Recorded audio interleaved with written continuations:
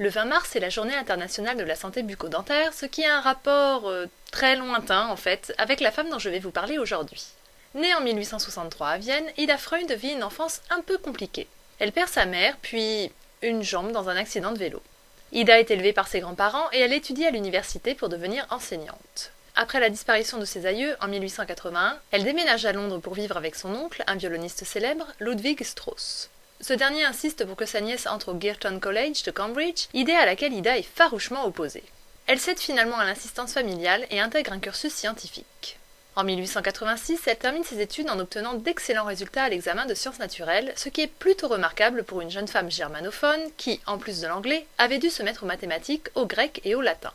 Et puis, en cette fin de 19e siècle, la plupart du temps, l'enseignement scientifique des étudiantes se limite à la cuisine et au ménage. Ida n'est pas d'accord avec cette vision très limitée de l'éducation de ses congénères, mais nous en reparlerons un peu plus tard. Revenons en 1886. Après sa brillante réussite aux examens, Ida travaille pendant un an dans une université réservée aux femmes, puis elle intègre le Newham College de Cambridge, un autre établissement dédié aux étudiantes. Miss Freund est un phénomène dans son établissement. Outre le fait qu'elle soit une femme scientifique, elle parle avec un fort accent germanique, s'habille avec des vêtements excentriques pour l'époque, marche à l'aide de cannes du fait de son handicap et effraie ses étudiants de première année. Son excentricité et le fait que son laboratoire soit comparé à un placard en été et à une glacière en hiver ne freinent en rien son enthousiasme. Ida a une vision novatrice de l'enseignement basée sur l'expérimentation et l'esprit critique. Elle pousse ses élèves à remettre en question le contenu des livres scientifiques ainsi que les résultats de leur propre manipulation. Et sa conception des révisions de fin d'année est aussi particulière. En 1907, Freund remet à chaque étudiante une boîte de chocolat accompagnée de la biographie d'un chimiste célèbre afin de faire travailler les futurs diplômés sur la vie des savants qui les ont précédés. En 1908, alors que le tableau périodique des éléments est au programme de l'examen final, Ida réalise dans sa cuisine des petits gâteaux décorés d'un glaçage indiquant pour chaque élément son nom et son poids atomique. Elle dispose ses pâtisseries sur une table et sépare les différentes colonnes du tableau en utilisant des confiseries, les Edinburgh Rocks.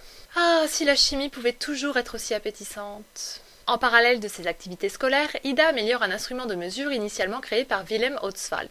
On peut donc dire que Ida Freund est l'inventrice d'un viscosimètre, qui n'est plus utilisé aujourd'hui. Moi, dans l'histoire, ce sont surtout les cupcakes qui m'intéressent en fait, même si l'abus de sucrerie est mauvais pour les dents.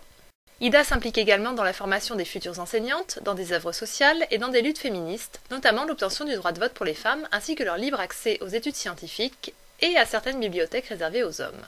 Bien qu'il lui arrive de passer derrière les fourneaux pour préparer ses cours, Freund s'oppose à ce que la formation scientifique des étudiantes se limite aux sciences domestiques.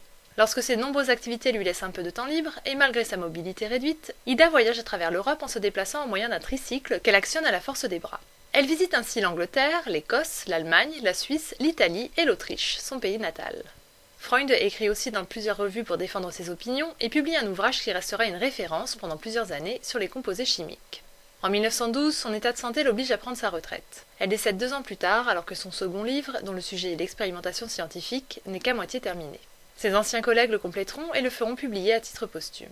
Après la mort d'Ida Freund, un fonds est créé en son nom pour financer les projets des enseignants du Newham College. Sur ce, je vais mettre mon four à préchauffer, j'ai un cours de chimie à réviser.